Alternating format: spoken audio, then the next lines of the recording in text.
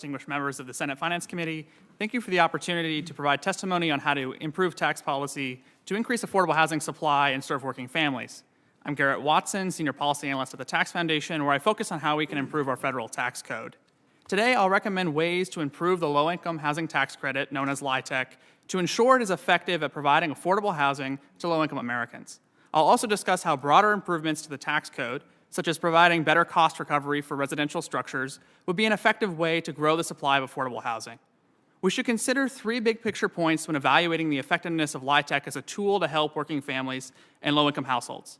First, while LIHTC has helped expand housing affordability, the credit's administration could be improved. More detailed information could be provided on the credit's effectiveness, as recommended in a 2018 report by the Government Accountability Office.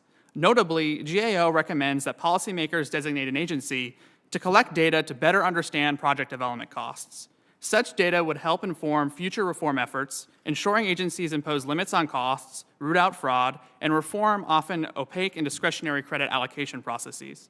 The data we have so far, for example, shows that development supported by the credit can suffer from higher than average construction costs.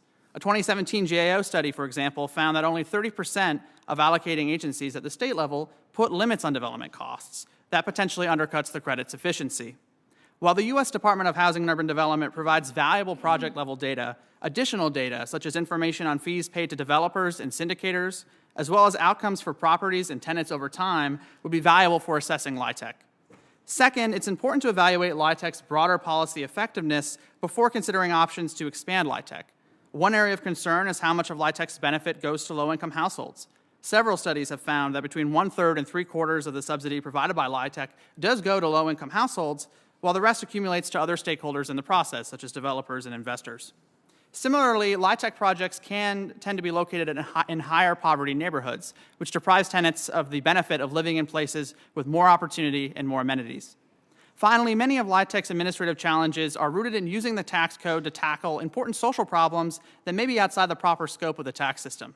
The array of programs that we have supporting housing, ranging from federal grants, tax credits for historic rehabilitation, and tenant-facing assistance, all overlap with LIHTC, both in their policy goals and benefiting stakeholders.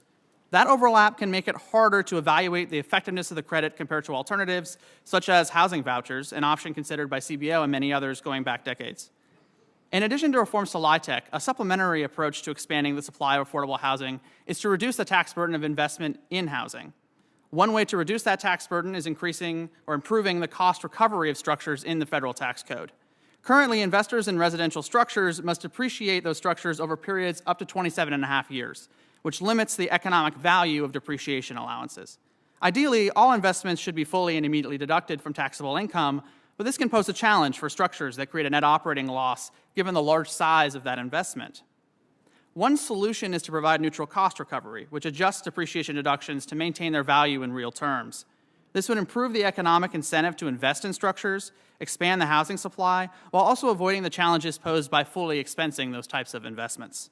According to Tax Foundation's estimates, providing neutral cost recovery to residential structures could lead to the construction of up to 2.3 million additional housing units in the long run, lower construction costs by about 11%, and raise long-run economic output by 1.2%. Pairing better cost recovery with efforts to improve land use and zoning rules at the state and local levels, as has been already mentioned today, would magnify the positive effects of both LIHTC and neutral cost recovery. Reforming LIHTC and providing neutral cost recovery for residential structures are just two important steps that policymakers can take to ensure the federal tax code is not a barrier to solving America's affordable housing challenge. Thank you, and I look forward to answering any questions. All right.